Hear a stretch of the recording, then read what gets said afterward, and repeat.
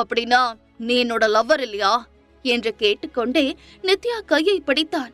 உடனே நித்யாவின் முகம் மாறிவிட்டது. அவனிடமிருந்து தன்னுடைய கைகளை விடுவித்துக் கொண்ட அவள், சாரி மிஸ்டர் ராகவ், நீங்க என்ன சொல்றீங்கன்னு எனக்கு எதுவும் புரியல என்று கடுமையான குரலில் கேட்டாள். கூல் நித்யா, இன்னைக்கு என் தம்பி கம்பெனில ஒரு ஃபங்க்ஷன் நடக்குது. அவன் என்ன பார்க்கும் போதெல்லாம் சீக்கிரம் கல்யாணம் பண்ணிக்க சொல்லி கம்பல் பண்ணிட்டு இருப்பான். நான் எதுக்கு அவனுக்காக கல்யாணம் பண்ணிக்கணும் சொல்ல? என்ன பார்த்த உடனே எனக்கு அட்வைஸ் பண்ண ஆரம்பிச்சிருவான். இன்னைக்கு நீ எனக்கு ஒரு ஹெல்ப் பண்ணணும். அவன் முன்னாடி நீ என்னோட லவ்வரா நடிக்கணும். இதுக்காக நான் அவனுக்கு 1,00,000 ரூபாய் பணம் தரேன் என்று ராகவ் கூறினான். ராகவ் தன்னை ஏமாற்றி இந்த கிளப் ஹவுஸுக்கு அழைத்து வந்து விட்டான் என்பதை இப்போது நித்யா புரிந்து கொண்டாள். நித்யா உடனே கோபமாக, என்ன விளையாடுறீங்களா மிஸ்டர் ராகவ்? நான் அந்த மாதிரி பொண்ணு கிடையாது. உங்க கூட இருக்க இங்க நிறைய பொண்ணுங்க தயாரா இருக்காங்க. அவங்கள போய் உங்க லவ்வரா நடிக்க சொல்லி கேளுங்க என்று கூறினாள். அப்படின்னா உனக்கு 1,00,000 ரூபாய் பணம் வேண்டாமா என்று ராகவ் கேட்கவும், காசு எனக்கு தேவை இருக்குதா, ஆனா நீங்க என்ன ஏமாத்துறது தப்பு என்று நித்யா கேட்டுக்கொண்டிருக்கும் போதே குறுக்கிட்ட ராகவ், ஓகே 5,00,000 ரூபாய் இப்பவே நான் உன்னோட அக்கௌண்ட்டுக்கு டிரான்ஸ்பர் பண்றேன். இன்னைக்கு ஒரு நாள் நீ எனக்கு லவரா நடிச்சுதான் ஆகணும் என்று கூறினான். அடுத்த நிமிடம் நித்யா மொபைலுக்கு ஒரு மெசேஜ் வந்தது. நித்யா பேங்க் அக்கவுண்டில் 5,00,000 ரூபாய் டிரான்ஸ்பர் ஆகி இருப்பதாக வந்த மெசேஜை பார்த்து அவள் திகைத்து போய் நின்று விட்டாள். இதை பயன்படுத்திக் கொண்ட ராகவ் அவளுடைய கையை பிடித்து அந்த ஃபங்க்ஷன் நடக்கும் ஹாலுக்குள் அழைத்து கொண்டு சென்றார். உள்ளே செல்லும் பொழுதுதான் சுயநினைவுக்கு வந்த நித்யா, ஓகே சார், ஆனா நான் உங்க கூட சாப்பிடலாம் மாட்டேன். கொஞ்ச நேரம் நின்னுட்டு உடனே நான் கிளம்பிடுவேன், ஓகேவா என்று கேட்டாள். சரி, ஓகே ஓகே என்று கூறிய ராகவ் அவளை அழைத்து கொண்டு அந்த ஹாலுக்குள் வந்தார். அங்கே இருந்தவர்களை பார்த்தவுடன் நித்யாவிற்கு மிகவும் ஆச்சரியமாக இருந்தது. அவர்கள் அனைவரும் அவளுக்கு தெரிந்த முகங்கள். சினிமாவிலும் தொலைக்காட்சிகளிலும் நாம் பார்த்து ரசித்த பார்த்திருக்கும் பிரபலமான நடிகைகள் நடிகர்கள்தான் அங்கு வந்திருந்தார்கள். உள்ளே நுழைந்தவுடன் பிரதர் என்று சற்று உரக்க கத்திய ராகவ் நித்யாவின் கையை இறுக்கப்படுத்திக் கொண்டு அதை உயர்த்தி, இங்க பாரு, நான் என் லவரை கூட்டிட்டு வந்திருக்கேன் என்று கூறினான். உடனே நித்யா திரும்பி பார்த்தாள். அங்கே ராகவால் பிரதர் என்று அழைக்கப்பட்ட நபரை பார்த்தவுடன் அவளுக்கு தூக்கி வாரி போட்டது. அது வேற யாரும் அல்ல, 7 ஸ்டார் புரொடக்ஷன் கம்பெனியின் உரிமையாளர் மிஸ்டர் ரோஹித் தான். ஐயோ, இவர்தானே மாஸ்க் மன்ன ஜெனி சொன்னா? முழுசா உண்மை தெரியறதுக்கு முன்னாடி இந்த ராகவ் லூசு மண்டைய நம்மள கோர்த்து விட்டுட்டானே என்று நொந்து கொண்டாள். நித்யா திகைத்து போய் நின்று கொண்டிருக்கும் பொழுது அவர்கள் இருவருக்கும் அருகில் ரோஹித் வந்தவுடன் ராகவ் நித்யாவை அவனுக்கு அறிமுகம் செய்து வைத்தான். அவளை பார்த்த ரோஹித், ஹலோ, நீங்க தான் என் அண்ணன் ராகவோட லவ்வரா? அப்படின்னா நான் இனிமே உங்களா அண்ணின்னு தானே கூப்பிடணும் என்று சிரித்துக்கொண்டே கேட்டான். அந்த குரலை கேட்டவுடன் அவள் அப்படியே ஸ்தம்பித்து நின்று விட்டாள். அது அப்படியே அச்சு அசல் அந்த மாஸ்க்மேனின் குரல் போலவே இருந்தது. ஆனால் அவன் ஏனோ நித்யாவை ஒரு அண்ணியினை பார்ப்பது போல பார்த்து கொண்டிருந்தான். ஐயோ, இப்ப இவரை தெரிஞ்ச மாதிரி காட்டிக்கிட்டா அவருக்கு சந்தேகம் வந்துடும். நாமளும் அப்படியே ஃப்ளோல போவோம் என்று நினைத்த நித்யா ரோஹித்தை பார்த்து சிரித்தாள். ரோஹித் இன்னும் தன்னுடைய பதிலுக்காக காத்து கொண்டிருக்கிறான் என்பதை புரிந்து கொண்ட நித்யா சற்று சிரமத்துடன், hello mister Rohit, my name is Nithya என்று கூறினாள். உடனே அவளுக்கு அருகில் இருந்த ராகவ் அவளுடைய கையை இறுக்கமாக பிடித்துக் கொண்டு, என்ன பிரதர், என்னுடைய லவர் எப்படி இருக்கா என்று கேட்டான். உடனே ரோஹித் ராகவின் கையை பிடித்துக் கொண்டு, என்ன ராகவ், அதுக்குள்ளார நீ உன்னோட லவரை மாத்திட்டியா என்று கூறியவன் நித்யாவின் பக்கம் திரும்பி, மிஸ் நித்யா, ராகவனோட பிரதர் தான். ஆனாலும் இவனை பத்தி என்னால சொல்லாம இருக்க முடியாது. இவன் எந்த பொண்ணு கூடவும் 1 மாசம் ஒழுங்கா இருக்க மாட்டான். நல்லா யோசிச்சு முடிவு பண்ணுங்க என்று சிரித்துக்கொண்டே கூறினான். இதை கேட்டவுடன் ராகவின் முகம் மாறிவிட்டது. என்ன ரோஹித், நித்யா முன்னாடி என்னையே நீ குறை சொல்றியா என்று கேட்கவும் உடனே ராகவின் கன்னத்தை தட்டிய ரோஹித் சிரித்துக்கொண்டே, நான் என்ன பொய்யா சொல்றேன்? லூசி, அமலா, ரூபா, ஸ்டெல்லா இவங்களெல்லாம் நீ ஒரே வாரத்திலேயே கழட்டி விட்டுட்டியே என்று கூறினான். அதெல்லாம் அப்போ, இப்ப நான் அப்படி கிடையாது, நான் திருந்துட்டேன் என்று ராகவ் கோபமாக கூறவும் உடனே ரோஹித் மிகவும் ஆர்வத்துடன், very good Raghav, miss Nithya அந்த பிளே பாயவே டோட்டலா மாத்திட்டாங்க போல இருக்கு. இனிமே உன்னை நினைச்சு உங்க அப்பா அம்மா கவலைப்பட வேண்டிய அவசியம் இல்லைன்னு நினைக்கிறேன். கேரி ஆன் என்று சொல்லிவிட்டு அங்கிருந்து நகர்ந்தான். இவர்கள் இருவரும் பேசிக் கொண்டிருப்பதை கேட்ட நித்யா, என்ன இவங்க 2 பேரும் அண்ணன் தம்பின்னு சொல்றாங்க, ஆனா அப்பா அம்மா வேற போல இருக்கு என்று நினைத்து கொண்டிருந்தாள். உடனே ராகவ், என்ன நித்யா, அப்படியே ஷாக் அடிச்ச மாதிரி நின்னுட்ட? ரோஹித் என்னோட தம்பிதான், ஆனா அவங்க அம்மாவும் எங்க அம்மாவும் சிஸ்டர்ஸ். எங்க அம்மாவோட தங்கச்சி பையன் தான் அவன் என்று கூறியவன் நித்யா கண்கள் சென்ற திசையை பார்த்துவிட்டு, ஏய் நித்யா, நீ ஏன் இப்படி அவனையே விரிச்சு பார்த்துட்டு இருக்க? என்னை விட அவன் ரொம்ப அழகா இருக்கான்னு அவனை பார்த்த சைட் எடுக்கிறியா என்று கேட்டான். உடனே நித்யா திடுக்கிட்டு தன்னுடைய கண்களை திருப்பிக் கொண்டாள். ஆனாலும் அவளை அறியாமலேயே அவளுடைய கண்கள் மீண்டும் சற்று தொலைவில் நின்று கொண்டிருந்த ரோஹிதன் மீதே சென்றது. அவன் வந்திருந்த விருந்தினர்களுடன் சுவாரஸ்யமாக பேசிக் கொண்டிருந்தான். அவனுடைய உயரம், நடை, உடை, பாவனை, குரல் ஆகிய அனைத்தும் அப்படியே மாஸ்க்மேனை போலவே இருந்தது. ஆனால் ஏற்கனவே மாஸ்க்மேன் நித்யாவிடம் நான் ரோஹித் இல்ல என்பது போல் சொல்லியிருந்தான். இல்ல, நிச்சயமா இவர்தான் என்னோட மாஸ்க்மேன். ஏதோ ஒரு காரணத்துக்காக தான் இவர் தன்னுடைய அடையாளத்தை என்கிட்ட இருந்து மறைக்கிறாரு என்று நித்யா யோசித்துக் கொண்டிருக்கும் போதே அவளுக்கு அருகில் இருந்த ராகவின் கண்களிலிருந்து பொறாமை தீ குழுந்துவிட்டு இருந்து கொண்டிருப்பதை அவள் கவனிக்கவில்லை. ரோஹித்தின் கண், காது, மூக்கு, அவனுடைய 8 பேக் ஆப்ஸ் ஆகிய அனைத்தையும் அங்குலம் அங்குலமாக ரசித்துக் கொண்டிருந்தாள் நித்யா.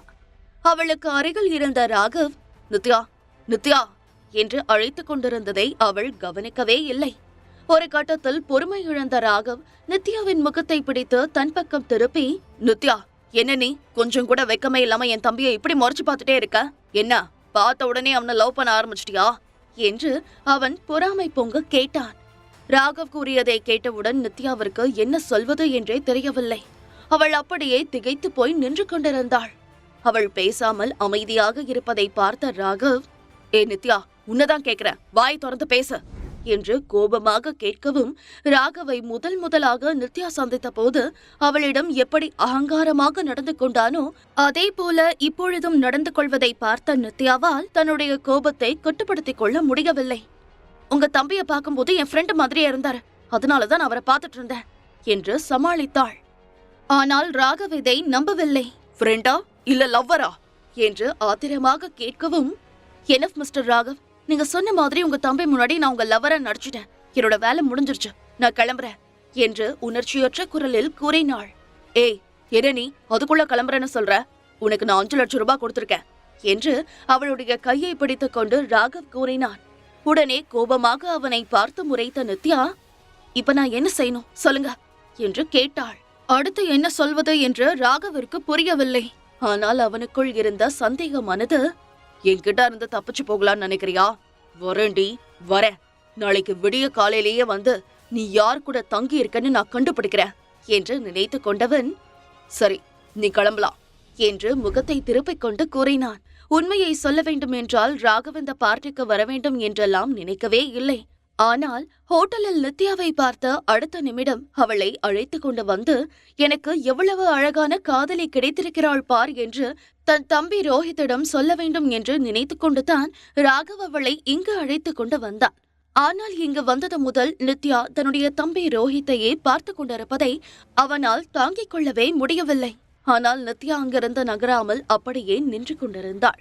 அதை பார்த்த ராகவ், அதான் உன்னை போன்னு சொல்லிட்டனே, அப்புறம் எதுக்கு சல மாதிரி நின்னுட்டு இருக்க என்று கேட்டான்.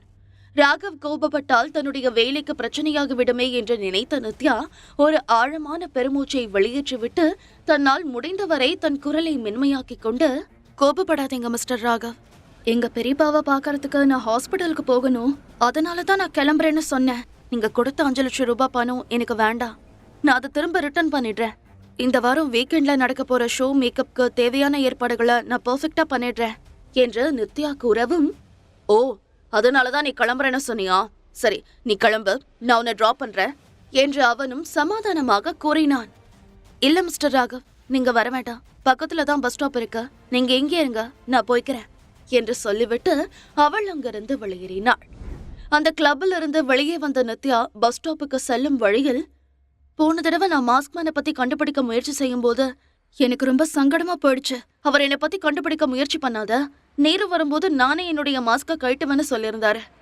இங்க நான் வந்ததை பத்தி அவர் ஏதாச்சும் தப்பா எடுத்துப்பாரா? இப்ப திரும்பவும் நான் ஏதாவது செஞ்சு அவரை சங்கடப்படுத்த விரும்பல என்று நினைத்து கொண்டு அவள் நடந்து சென்று கொண்டிருந்தாள்.